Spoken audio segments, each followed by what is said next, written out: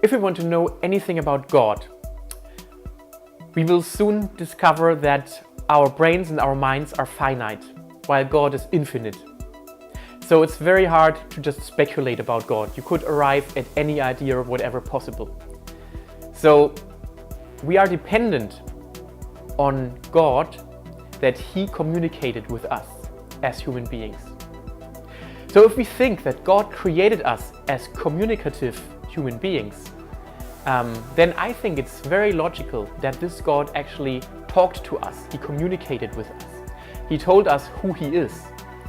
And so the big question is, how did He communicate with us? There would be different possibilities for God to communicate with us. He could just say, "Look, all human beings, here I am, and I will judge you now, and I clap in my hands, and all of you will know I'm the Almighty God." And He claps, and everything is gone. There will be no one to respond anymore. But if He really wants to have a loving relationship with us, as the Bible, for example, says, then He probably chose other ways to communicate with us. And one of these ways is that He became a human being in Jesus Christ.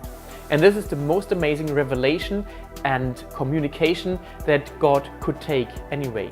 I mean, in the Old Testament, it reports that God spoke to people, or He led them, or He gave them pictures and visions.